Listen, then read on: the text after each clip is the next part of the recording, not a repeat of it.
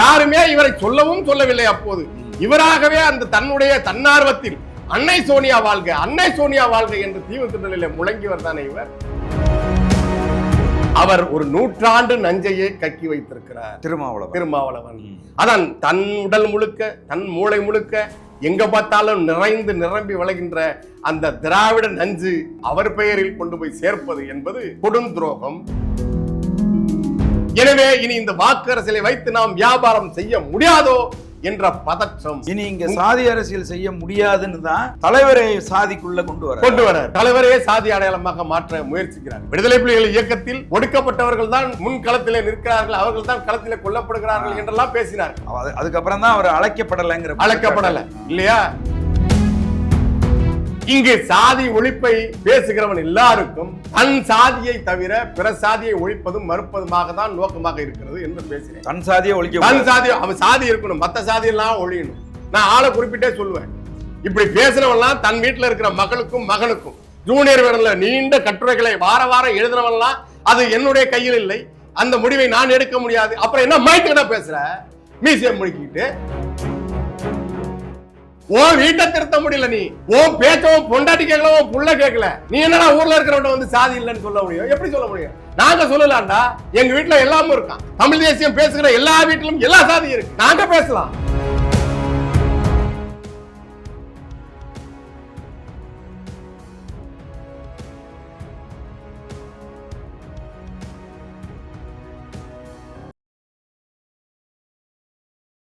உலகம் முழுவதும் பரவி வாழுகிற தாய் தமிழ் உறவுகள் அனைவருக்கும் வணக்கம்.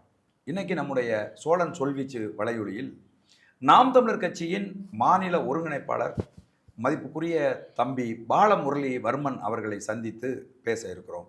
தம்பி வணக்கம். வணக்கம்.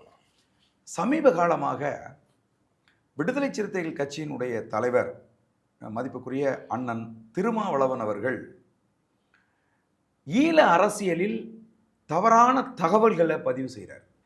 தலைவர் மேதகுவே பிரபாகரன் அவர்கள் திருமணம் செய்கிற போது சாதிய சிக்கல் உருவானதாகவும் அதனால் அவர் பல கொலைகளை செய்து அந்த திருமணத்தை செய்ததாகவும் ஒரு குற்றச்சாட்டை முன்வைச்சார். இதை எப்படி பார்க்குறீங்க தம்பி? திருமாவளவன் அவர்கள் தேசிய தலைவர் மீது வைத்திருக்கக்கூடிய இந்த மிக கடுமையான, மிக மோசமான குற்றச்சாட்டு, அவதூறு, பழி என்பது சிங்களர்கள் கூட வைக்காத, ஒருபோதும் வைக்க முன்வராத குற்றச்சாட்டு, பழி. அதை வடமொழியில் சொல்வதென்றால் அபாண்டமான பழி என்று சொல்வார்கள். இதுவரைக்கும் இந்த தமிழ் நிலத்தில் அவர் ஒடுக்கப்பட்ட மக்களுக்காக அரசியல் செய்வதாக சொல்லி அமைப்பை கட்டி தேர்தல் களத்திலே நிற்கிறார். நான் தேர்தலுக்காக வந்தவன் அல்ல, விடுதலை இயக்கமாக நான் இருக்க வேண்டும் என்று நினைத்தேன். மூப்பனார் அவர்கள்தான் என்னை தேர்தல் அரசியலில் கொண்டு வந்து சேர்த்தார். இல்லை என்றால் நான் பெரிய புரட்சி போராளி என்றெல்லாம் அவர் கட்டுக்கதைகளை சொல்லி கொண்டிருந்தார். நாம் அதெல்லாம் நம்பி கொண்டிருந்தோம். அவர் மீது அதனால்தான் மதிப்பு வைத்திருந்தோம் இல்லையா? சரி.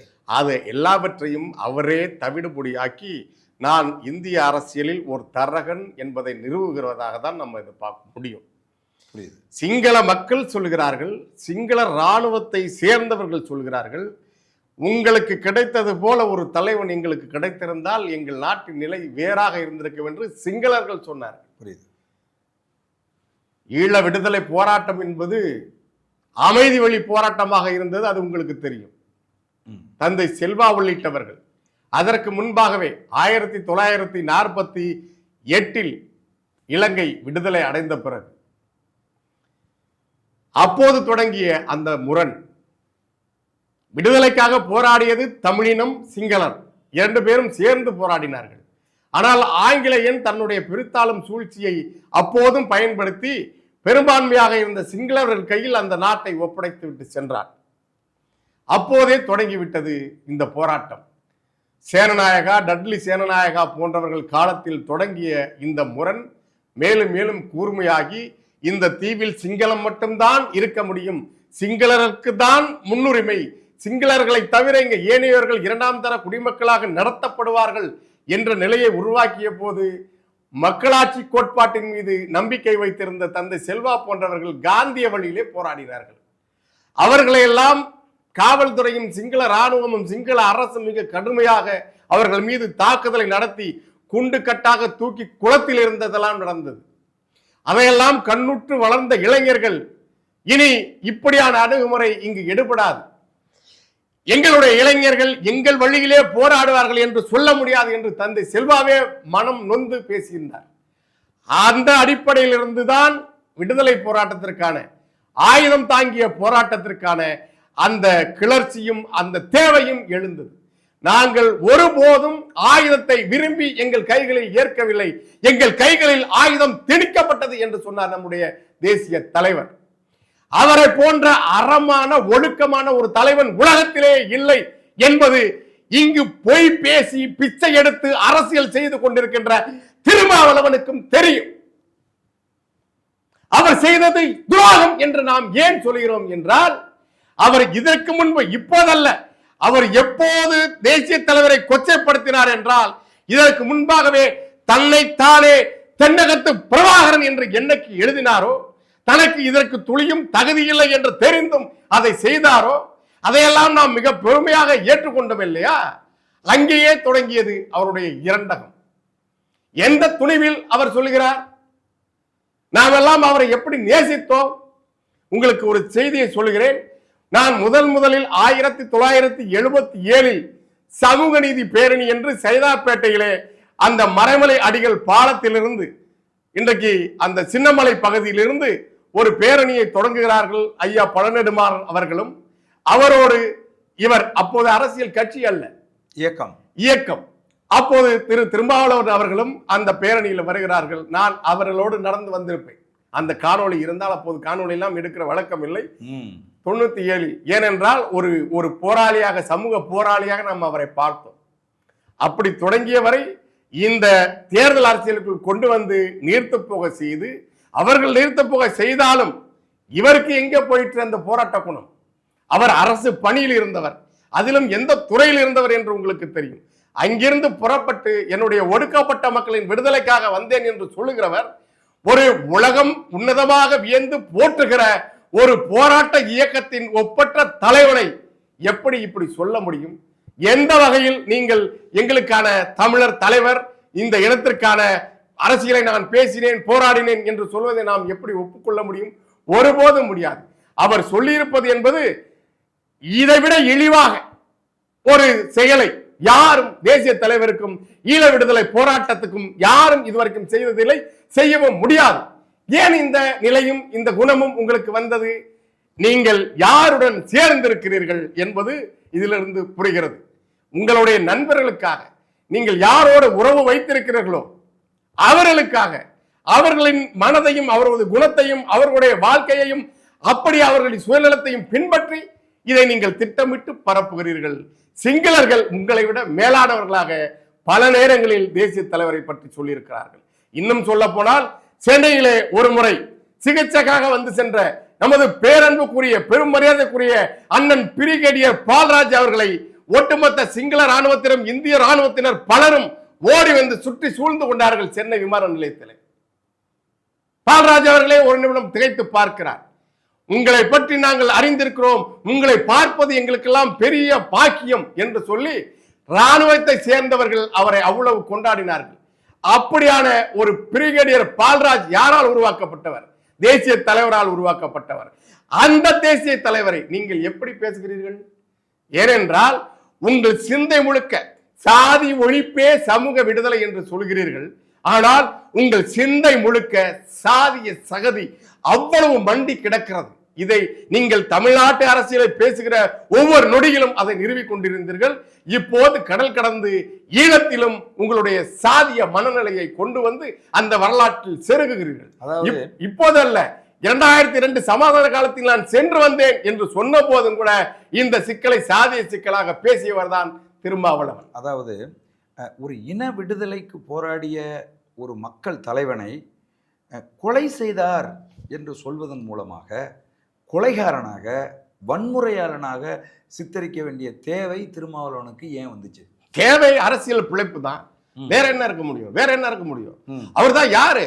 இப்போவா 2009 போர் அந்த தமிழர்களின் குருதி காயாத பிசுபிசுத்து கிடந்த அந்த நிலையிலேயே பச்சை கொலைகாரியாக இருந்த சோனியாவின் கையை தயக்கமின்றி பிடித்து யாருமே சொல்லாத, யாருமே இவரை சொல்லவும் சொல்லவில்லை. அப்போது இவராகவே அந்த தன்னுடைய தன்னார்வத்தில் அன்னை சோனியா வாழ்க, அன்னை சோனியா வாழ்க என்று தீவுத்திடலில் முழங்கியவர் தானே இவர். அப்போதுதானே இவருடைய உண்மை முகம் தெரிந்து நாம் எல்லாம் அம்பேத்கர் திடலில் அடிக்கடி சென்று வந்தவர்கள் நாம் எல்லாம் அங்கு போவதை நிறுத்தினோம். புரியுது. இப்போ ஈழ போராட்ட வரலாறு தெரியாதவர்கள் கூட இப்படி பேச மாட்டார்கள். புரியுது. இயக்கத்தில் திருமணத்திற்கு அனுமதி இல்லை, இல்லையா? அப்படித்தான் இருந்தது. உமா மகேஸ்வரன் என்று சொல்லப்படுகிற முகுந்தன் அவர்களுக்கும் ஊர்மிளாவுக்குமான அந்த உறவு கூட அங்கிருந்தான் முரண் தொடங்குகிறது.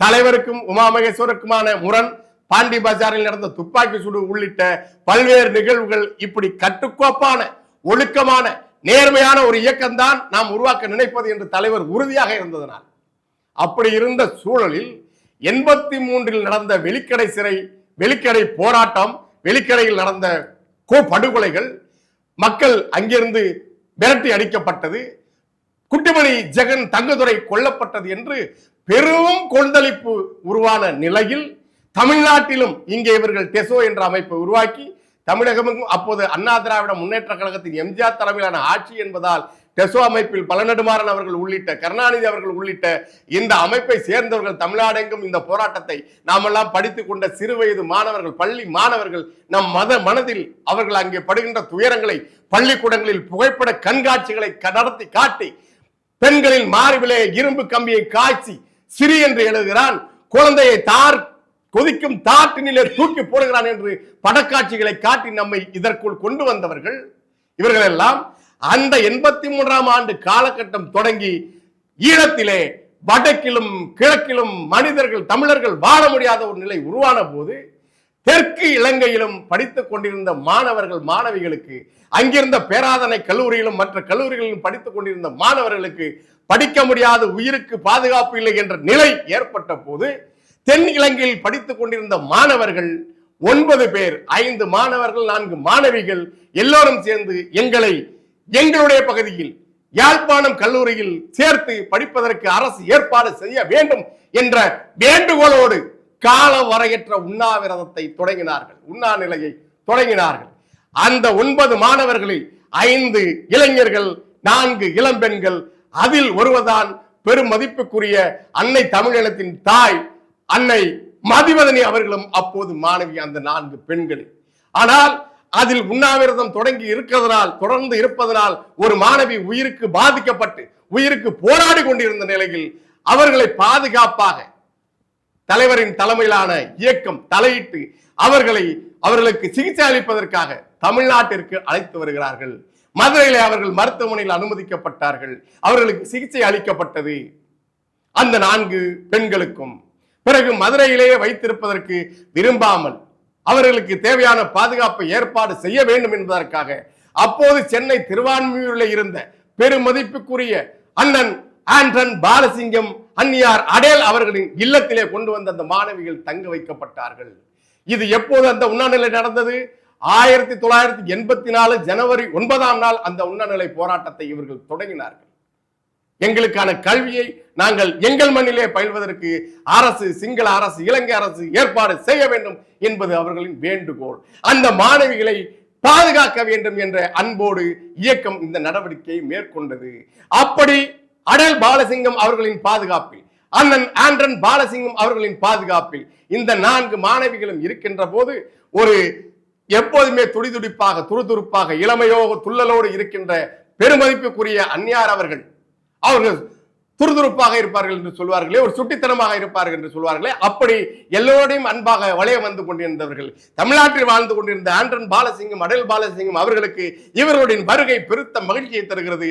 யாழ்ப்பாண உணவை சாப்பிடுவதில் ஆண்டன் பாலசிங்கம் அவர்கள் பெரிய மகிழ்ச்சி கொள்கிறார். அவர்கள் குடும்பத்தில் ஒருவராக 4 பேரும் ஆகிவிட்டார்கள் என்ற நிலையில் எப்போதுமே வருகின்ற தலைவர் மதுரைக்கும் சென்னைக்கும் வரும்போது அண்ணன் ஆண்டன் பாலசிங்கம் அவர்கள் வீட்டுக்கு வருவது வழக்கம். அப்படி வரும்போது இந்த மாணவிகளை சந்திக்கிறார், அந்நியாரை சந்திக்கிறார்.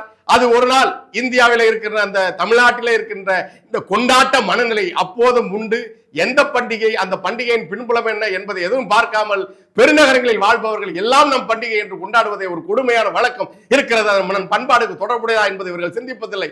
அப்படி ஹோலி பண்டிகை என்று அப்போது கொண்டாடப்பட்ட போது அந்த வண்ண பொடிகளை வீசுவதை பார்த்து மகிழ்ந்த அன்னியார் அவர்கள் மஞ்சள் நீரை கரைத்து வைத்துக் கொண்டு அங்கே இருப்பவர்களை ஊற்றிக் கொண்டிருக்கும் போது வெளியிலிருந்து வந்த மரியாதைக்குரிய பெருமதிப்புக்குரிய ஒப்பற்ற தலைவர் அவர்கள் மீது அந்த மஞ்சள் நீரை ஒரு முறை வீசி இருக்கிறார். அதில் வெளியில் செய்வதற்கு வெள்ளை சட்டையோடு வந்த அண்ணன் அவர்கள் மிக கடுமையாக அன்னியாரை திட்டிவிடுகிறார், அந்த மாணவியை திட்டிவிடுகிறார். அதில் அழுது கொண்டே அவர் போனதுனால அவசரப்பட்டு திட்டிவிட்டேன்னு மனம் வருந்தி அப்படியான ஒரு அற்புதமான தலைவர் அவர். அவர் பயங்கரவாதி என்று அயோக்கியர்கள் சொன்னார்கள் சிங்களர்கள்.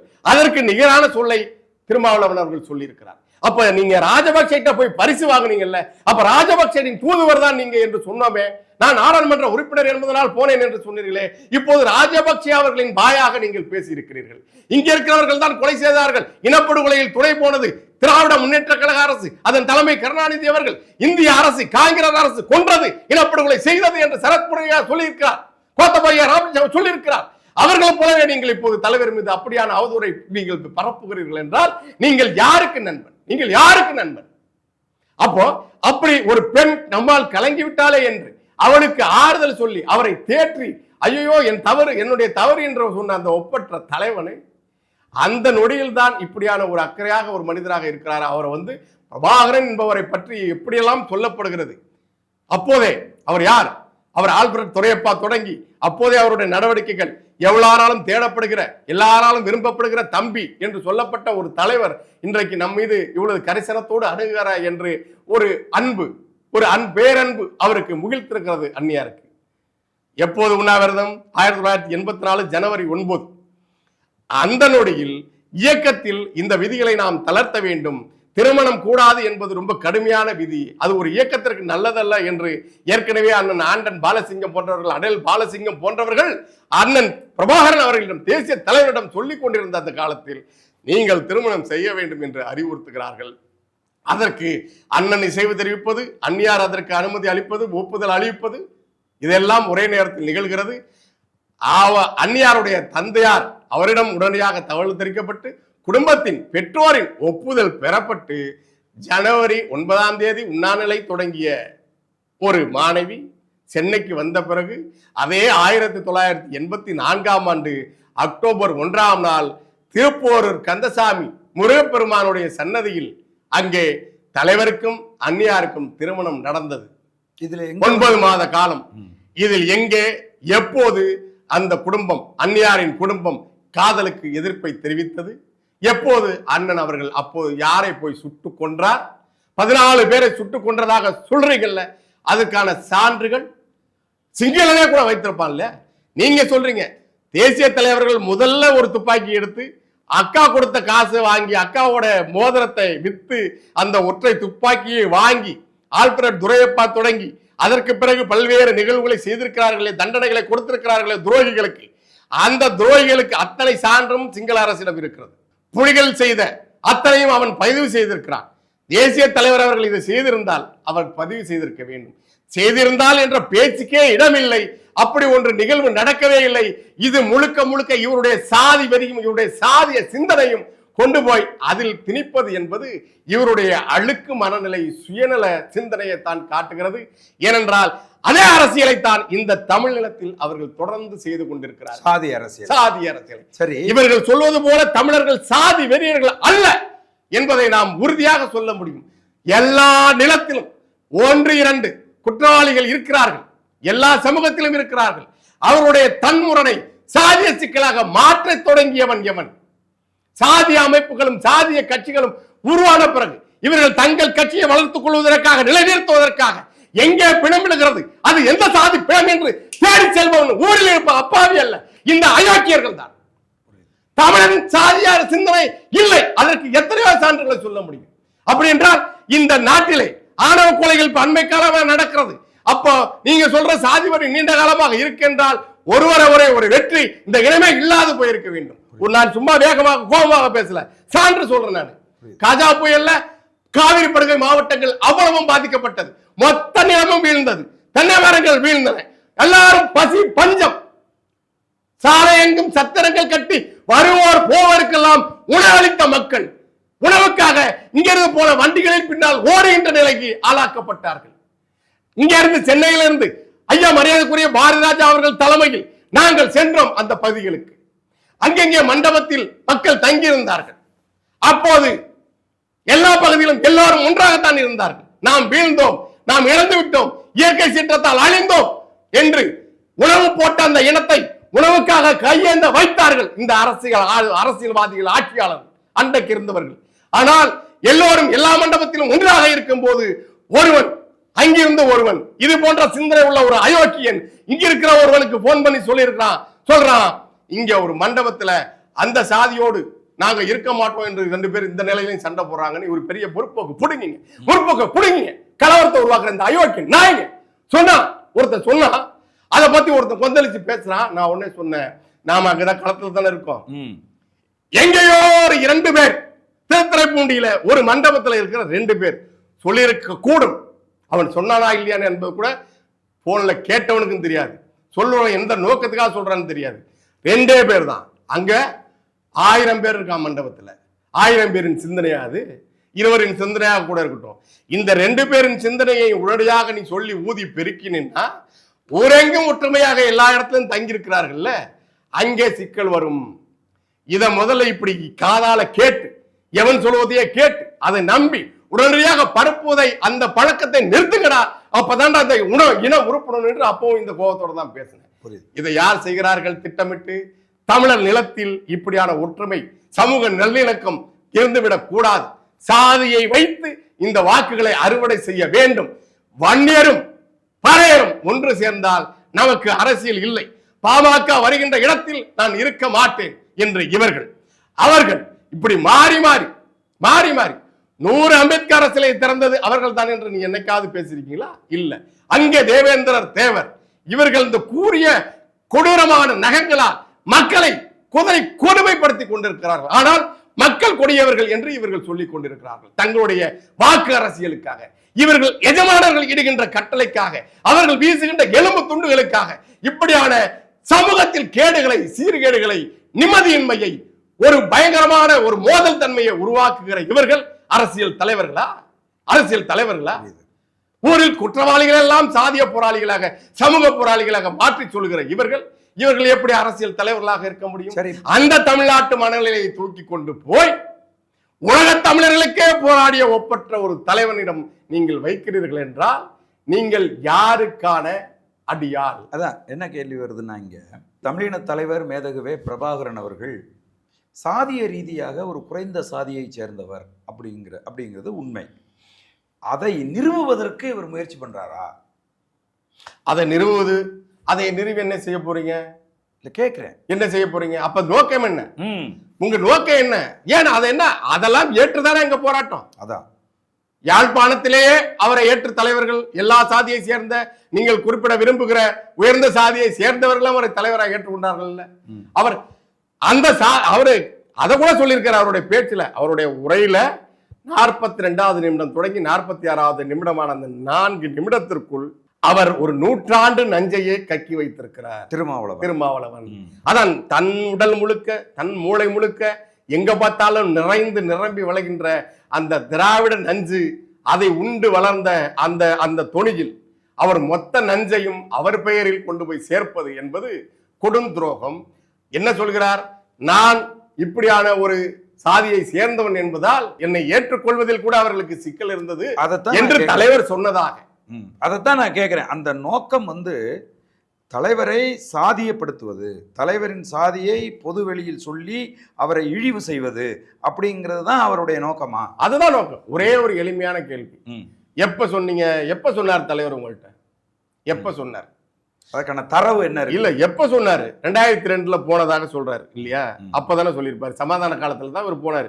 போர் நடக்கும் போது போயிட்டு வந்த அண்ணன், தன் உயிரை பணம் வைத்து போயிட்டு வந்த அண்ணன் செந்தமிழன் சீமானவர்கள் தன்னுடைய அங்கு நடந்த அவர் பார்த்ததை, அவர்கள் தன்னிடம் பகிர்ந்து கொண்டதை இங்கு சொல்லும் போது, அதை போய் சொல் தம்பி என்று சொல்லி அனுப்பி அவர் சொல்லும் போது கூட நீங்கள் நக்கலும் நையாடியும் செய்கிற நீங்கள் 2002 அவர் சொன்னதாக அவர் இறந்து போய்விட்டதாக உறுதிப்படுத்தப்பட்ட பிறகு இப்போது சிலர் அவர் இறந்து விட்டதாக சொல்லுகின்ற போது நீங்களே கூட அவர் இந்த தேதியில் இறந்தார் என்று அறிவித்த பிறகு அந்த நேரத்தில் யாருமே இதை கேட்பதற்கு ஆள் இல்லை என்பதனால் நீங்கள் சொல்கிறீர்கள் அவர் சொன்னார் என்று.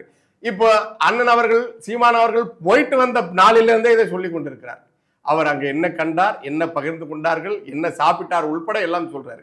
அதை ஏற்றுக்கொள்ள உங்களுக்கு நீங்கள் ஏற்றுக்கொள்ள வேண்டாம். நீங்க இதுவரைக்கும் யாரும் அண்ணன் செந்தமிழன் சீமான் அவர்கள் பதிவு செய்தது போல அங்க என்ன நடந்துச்சு அப்படிங்கிறதையோ தலைவரோடு என்ன பேசினோம் அப்படிங்கிறதையோ திருமாவளவன் அவர்கள் இதுவரைக்கும் டீட்டெயிலா பதிவு சொன்னதே இல்லை. இப்ப திடீர்னு தலைவரை ஒரு சாதி சொல்லி அவர் இந்த சாதியை சேர்ந்தவர், அவர் திருமணத்துல சாதி பிரச்சனை வந்துச்சு அப்படின்னு சொல்லி அவர் மேல குற்றம் சாட்டி அதனால இவருக்கு கிடைக்க போற பலன் என்ன? திராவிடத்திடம் மேலும் ஏதாவது லாபத்தை அடைவதுதான், ஏதாவது தான். அது ஒண்ணு இவர் நினைப்பது போல சீட்டை இதுக்காக கூட்டி கொடுக்க போறாங்களா கேக்குறேன். மிக எளிமையானது. திசை திருப்பல் அரசியல் தான் இவர்கள் கைவந்த கலை. இப்போ ஒரு சட்டமன்ற உறுப்பினர், திராவிட முன்னேற்ற கழகத்தின் சட்டமன்ற உறுப்பினர் செய்தியாளரையும் ஒளிப்பதிவாளரையும் அடித்து அவர்களின் கதறல் தமிழ்நாடெங்கும் ஒலிக்கிறது. உலக தமிழர்கள் கேட்டு பதைத்தார்கள். ஊடகவியலாளருக்கு அந்த நிலைமை யாரால? ஒரு சாதாரண சட்டமன்ற உறுப்பினரா? பழனி ஆண்டி சாதாரண ஒரு திராவிட ஆட்சியாளர்கள் இப்போது ஆளுங்கட்சியாக இருக்கிற சட்டமன்ற உறுப்பினரின் செயல் கொந்தளிப்பு உருவாகி இருக்குதா இல்லையா? உருவாகி இருக்கணும். சாத்தான்குளத்தில் காவல் நிலையத்தில் நடந்ததுக்கும் இதற்கும் பெரிய வேறுபாடு இல்லை. அவர்கள் கொல்லப்பட்டார்கள், இவர்கள் உயிரோடு தப்பினார்கள் இல்லையா? அதுல நடந்த அந்த எம்எல்ஏவின் மகன் சொன்னதெல்லாம் உலகம் பார்க்கிறது. அதற்குள்ளாகவே அரசு கல்லூரியில் ஒரு இளம்பெண் பாலியல் வன்புணர்வு செய்யப்படுகிறார். அதன் போலவே மத்திய தொழில்நுட்ப கல்லூரியில் ஒரு பீகாரை சேர்ந்த ஒரு பெண் பாலியல் வன்புணர்வுக்கு உள்ளாக்கப்படுகிறார். அவளை கிண்டல் செய்ததனால் அந்த பீகாரை சேர்ந்த கணவன் தட்டி கேட்கிறான். அவனையும் கொள்கிறார்கள், அந்த பெண்ணையும் கொள்கிறார்கள், அந்த 2 வயது குழந்தையும் தேடிக் கொள்கிறார்கள். அவர்களும் பீகாரை சேர்ந்தவர்கள். இப்படி நாள்தோறும் தமிழ்நாடு மிக கொடுமையான மனிதர்கள் வாழ முடியாத அச்சுறுத்தலுக்கு உள்ளான ஒரு நாடாக மாறிக்கொண்டிருக்கிறது. எங்கே இதனால் இப்ப தேர்தல் நேரத்தில் மக்களுக்கு திராவிட முன்னேற்ற கழக ஆட்சி மீது, அரசு மீது, கட்சியின் மீது வெறுப்பு வந்துவிடும் என்பதற்காக இந்த ஏவலாளிகளை இவர்கள் ஏவுகிறார்கள். அதற்கு ஏற்றது போல தமிழன் எப்போதுமே உணர்ச்சி வசப்படுபவன், மொழி மீது கை வைத்தால் கொந்தளிப்பான். தேசிய தலைவர் புலிகள், தேசிய தலைவர் தமிழீழ தேசிய இராணுவத்தை பற்றி பேசினால் கொந்தளிப்பான் என்பது தெரிந்து இதை எளிதாக திசை திருப்புவதற்காக இவரை பயன்படுத்துகிறார்கள். இவர்கள் பயன்படுத்தப்படுகிறார்கள். அவர்கள் எஜமானர் இட்ட கட்டளைக்கு இவர்கள் பணிந்து வேலை செய்கிறார்கள் என்பதாகத்தான் நம்ம இதை புரிந்து கொள்ள வேண்டும். நாம் தமிழர் கட்சி ஈழச் சிக்கலை மேதகவே பிரபாகரன் அவர்களை தலைவராக ஏற்று கட்டமைக்கப்பட்ட ஒரு கட்சி. இன்றைக்கு இந்த கட்சி இளைஞர்கள் மத்தியில், தமிழக மக்கள் மத்தியில் பெரிய அளவில் வளர்ச்சி அடைஞ்சு தமிழகத்தின் ஆட்சி அதிகாரத்தை கைப்பற்றிவிடும் என்கிற நம்பிக்கையை உருவாக்கி நிற்கிது.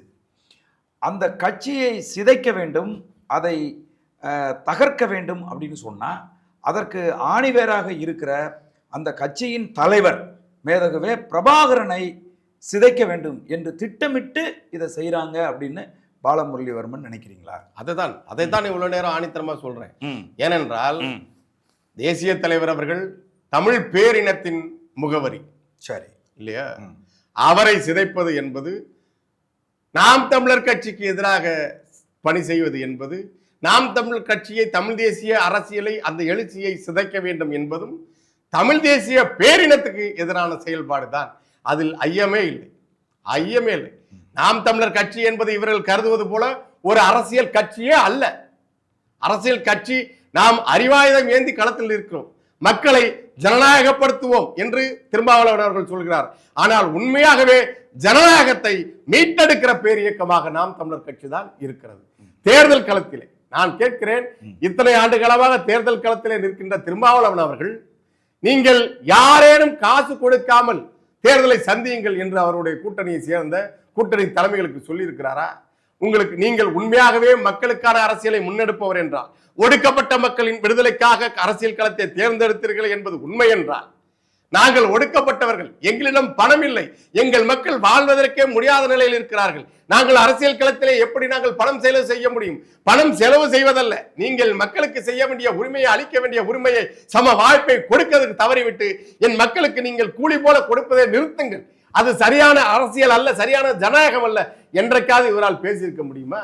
நீ தனின மனிதனை தலைமையேற்று வராது, தத்துவத்தை தலைமையேற்று வா என்று இந்த இந்திய பெருநாட்டில், இந்த தேசிய தேர்தல் ஜனநாயகத்தில் சொல்லி இருக்கின்ற ஒரே தலைமை அண்ணன் செந்தமிழன் சீமான் அவர்கள் தான். நீங்கள் பெரிய போராளியாக அடையாளப்படுத்திக் கொண்டீர்களே, உடையெல்லாம் போட்டு படப்பிடிப்பெல்லாம் நடத்தினீர்களே பெரிய விடுதலை போராளி போல, நீங்கள் சொல்லுங்கள், என்னை பின்பற்றி வராதே, நான் சொல்லுகின்ற தத்துவத்தை பின்பற்றி வா என்று சொல்லுங்கள், பார்க்கலாம்.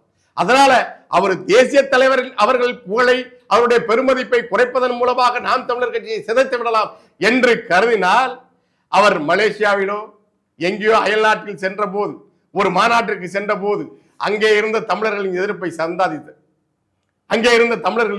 சந்தித்தார். அதே போல இன்னொரு அயல்நாட்டுக்கு சென்ற போது இவரை பேச விடாமல் தடுத்தார்கள். எங்கே மலேசியாவுக்கு ஒரு மாநாட்டிற்காக, கம்போடியாவோ மலேசியாவோ அங்கே சென்ற போது அங்கேயே இவருக்கு எதிர்ப்பு குரல் தமிழர்கள் கொடுத்தார்கள். ஏனென்றால் இந்த இரண்டக வேலையை அவர் செய்கிறார் என்பதனால். அதே போல இன்னொரு அயல்நாட்டிலும் கூட அவர் எதிர்ப்பை தொடர்ந்து சம்பாதித்தார். அதே நிலையை தமிழ்நாட்டிலும் அவர் சம்பாதிக்க போகிறார் என்ற கவலைதான் நமக்கு இருக்கிறது. இப்படி நீங்க உங்களுடைய கூட்டாளிகளுக்காக, உங்களுடைய தேர்தல் கூட்டாளிகளுக்காக நீங்கள் இனப்பகையை தேடிக்கொண்டிருக்கிறீர்கள். மரியாதைக்குரிய பொய்னா வளவன் அவர்களே, நீங்கள் உங்கள் போக்கை, நீங்கள் சீமானவர்களின் வளர்ச்சியை பார்த்து உங்களுக்கு வயிற்றெரிச்சல், நாம் தமிழர் கட்சியின் தமிழ் தேசிய எழுச்சியை பார்த்து உங்களுக்கு பதற்றம், படபடப்பு ஏன்? நாம் தமிழராக சாதியை கடந்து, மதத்தை கடந்து, மொழியால், தமிழால் இணைந்து நாம் எல்லோரும் தமிழர்கள் என்று கூடுவோம் என்கிற நிலைக்கு முதலில் ஆதி தமிழர்கள் வந்து விட்டார்கள், விளிம்பு நிலை மக்கள் வந்து விட்டார்கள். எனவே இனி இந்த வாக்கு அரசியலை வைத்து நாம் வியாபாரம் செய்ய முடியாதோ என்ற பதற்றம், சாதி அரசியல், இந்த சாதி இருந்தால்தான், நீங்கள் நல்லா கவனிச்சு பாருங்க, நல்ல இணக்கமான சூழல் தமிழ்நாட்டில் இருக்கும். திடீர்னு இவர் சொல்வார், அரக்கோணத்துல அவரை அடித்தது, அவரை கொன்றது இந்த சாதியை சேர்ந்தவர் என்பார். விசாரிக்காமலே அங்க போனா நடந்ததே வேறையா இருக்கும். அது பலமுறை நம்ம பார்த்துட்டோம், பொன்பரப்பிலே பெருங்கலவரத்தை உண்டாக்கினார்கள். உங்களால், உங்கள் கூட்டணி தலைமையால் நீங்கள் எத்தனை முறை ஏமாற்றப்பட்டிருக்கிறீர்கள். இனி இங்க சாதி அரசியல் செய்ய முடியாதுன்னு தான் தலைவரை சாதிக்குள்ள கொண்டு வரார். தலைவரையே சாதி அடையாளமாக மாற்ற முயற்சிக்கிறார். இது இப்போ இல்ல, விடுதலை புலிகள் இயக்கத்தில் ஒடுக்கப்பட்டவர்கள் தான் முன்களத்திலே நிற்கிறார்கள், அவர்கள் தான் களத்திலே கொல்லப்படுகிறார்கள் என்றெல்லாம் பேசினார்கள். அதுக்கப்புறம் தான் அவர் அழைக்கப்படல இல்லையா? அதை விட துரோகம் இருக்கா ஒரு இயக்கத்தை? இப்படி எங்கேயாவது நடக்குதா? திராவிட கட்சிகளுக்குள் முரண் இல்லையா? யாராவது இப்படி பொதுவெளியில் பேசுகிறாரா? நீங்கள் கூட எழுதியிருந்தீர்கள் மிக அருமையான கட்டுரை ஒன்று. நீங்கள் உண்மையாகவே தமிழினத்திற்கு ஓர்மையை, ஒற்றுமையை விரும்புகிற ஆளாக இருந்தால் நீங்கள் இப்படியாகவா அணுகுவிக்கிற ஒரு அரசியலை? எல்லாரும் உங்களை, யாரும் என் தலைமையை ஏற்றுக்கொள்ள மறுக்கிறார்கள், என்னை சாதியாக சிந்திக்கிறார்கள் என்று சொல்கிறீர்களே, யார் அந்த நிலையை வைத்திருப்பது? யார்? நீங்கள் தானே. தொடர்ந்து நான் 2011 சேத்தியா தோப்பில் பேசினேன். அது மிகுந்த ஒரு சாதி இருக்க கட்டமைப்பு உள்ள பகுதி தான்.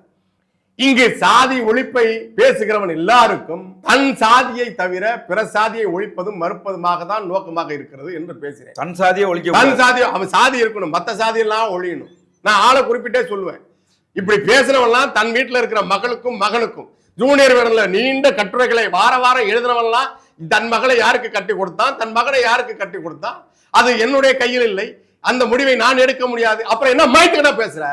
மியூசியம் முடிக்கிட்டு ஓ வீட்டை திருத்த முடியல, நீ ஓ பேச்சவும் பொண்டாட்டி கேட்கல, ஓ புள்ள கேட்கல, நீ என்னடா ஊர்ல இருக்கிறவன் சாதி இல்லைன்னு சொல்ல முடியும்? எப்படி சொல்ல முடியும்? நாங்க சொல்லலாம்டா, எங்க வீட்டுல எல்லாமே இருக்கான், எங்க குடும்பத்துல எல்லாரும், எங்களுடைய தமிழ் தேசியம் பேசுகிற எல்லா வீட்டிலும் எல்லா சாதியும் இருக்கு, நாங்க பேசலாம்.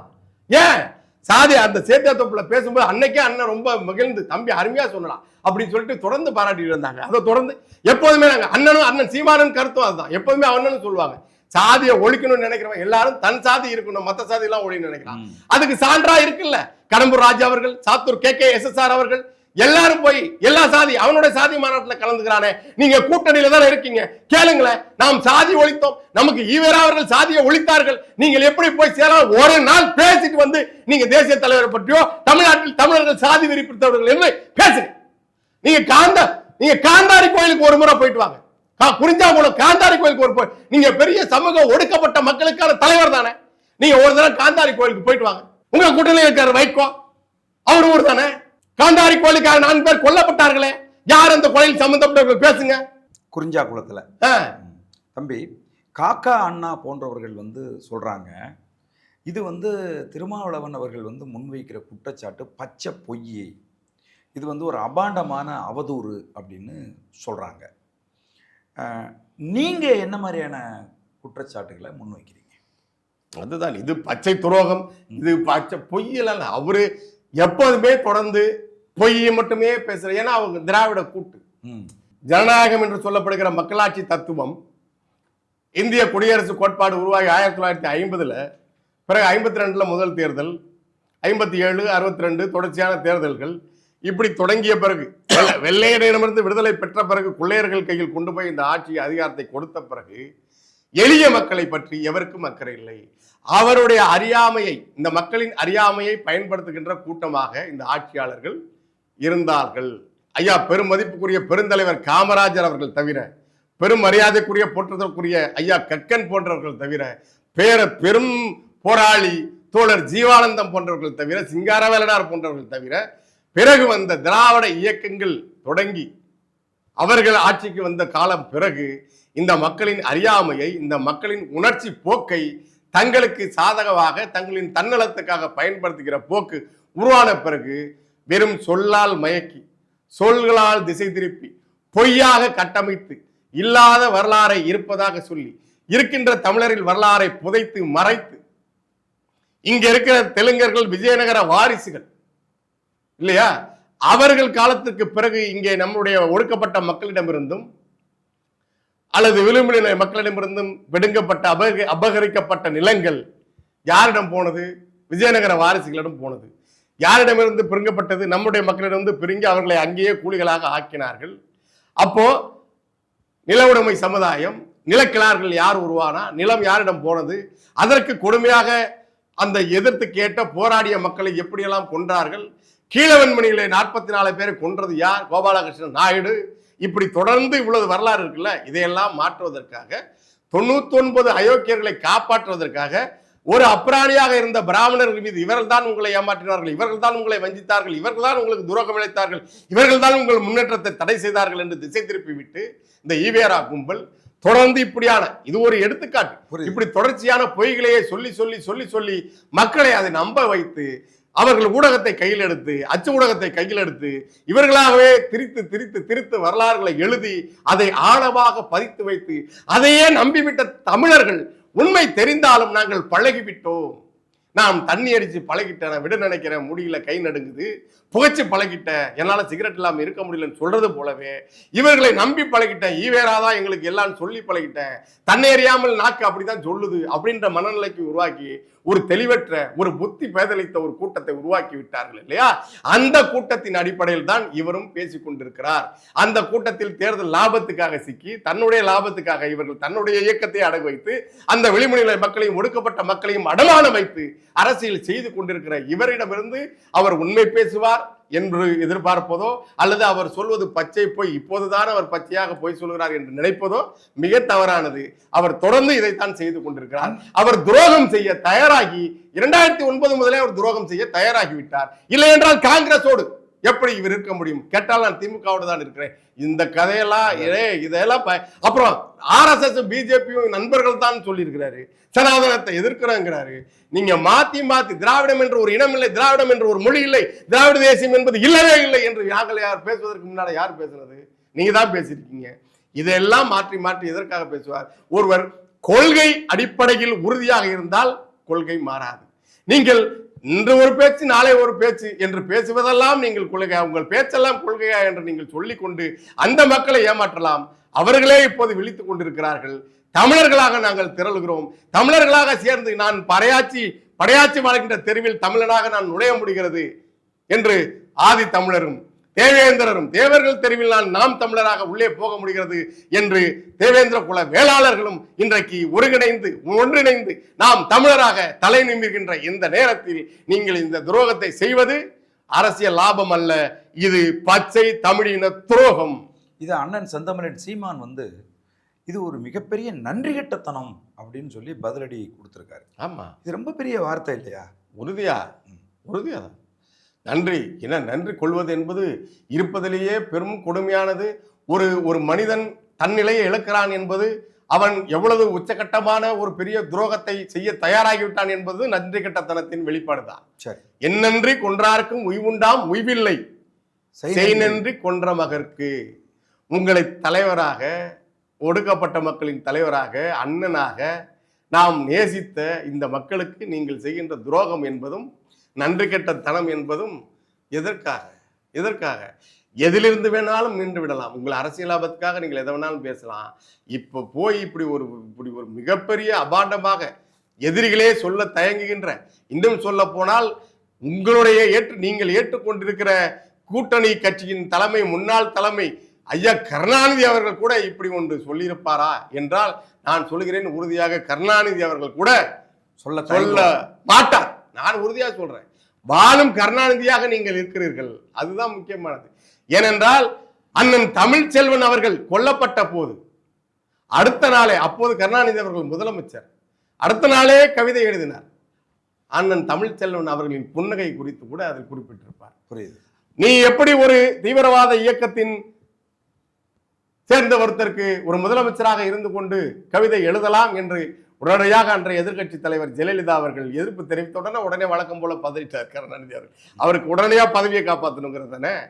அப்படிப்பட்ட கருணாநிதி அவர்கள் கூட தேசிய தலைவர் பிரபாகரனை சுத்தமாக பிடிக்காது அவருக்கு. ஏன்னா அவர் எம்ஜிஆர் அவர்களின் மீது பெரிய பற்று வச்சிருந்த ஒருத்தர். ஏன்னா எம்ஜிஆர் அவர்கள் எதுல தமிழ்நாட்டு அரசியலை பொறுத்த வரைக்கும் அவர் மிகப்பெரிய அளவுல, பெரிய அளவுக்கு மக்களுக்கு சாதகமாகவோ தமிழருக்கு சாதகமான ஒரு ஆட்சியை நடத்தாட்டி கூட, சரியான நிர்வாகத்தை நடத்தாவிட்டாலும் கூட இந்த விடுதலை போராட்டத்தை அவர் நேசித்தார் என்ற அடிப்படையில் அவரை நாம் நேசிக்கிறோம். தலைவர் மிகப்பெரிய அளப்பரிய பற்று வைத்திருந்தார்.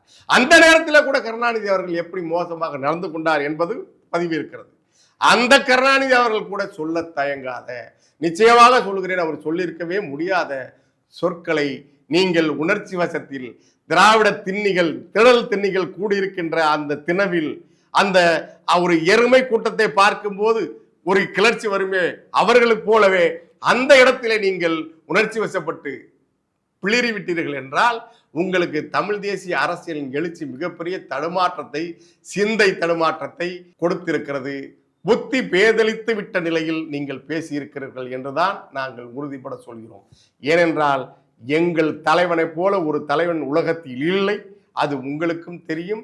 உலக வரலாறு இன்றும் சொல்கிறது, நாளையும் சொல்லும்.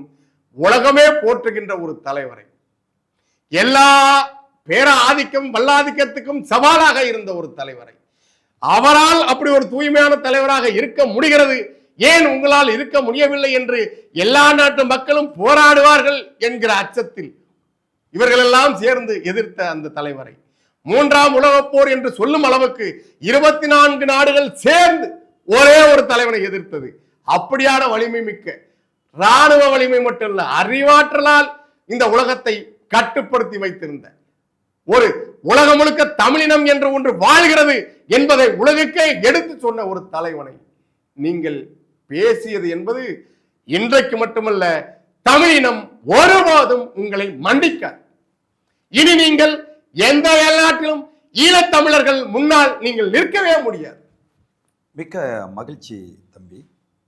திருமாவளவன் அவர்கள் தேசிய தலைவர் மீது வைத்த ஒரு அபாண்டமான குற்றச்சாட்டை மிக தெளிவாக விளக்கி அவருக்கும் மிக சரியான கண்டனத்தை பதிவு செஞ்சீங்க. எங்களுடைய சோழன் சொல்வீச்சு அரங்கத்துக்கு உங்கள் கருத்துக்களை பதிவு செய்ததற்கு மிக்க நன்றி. வணக்கம். நன்றி.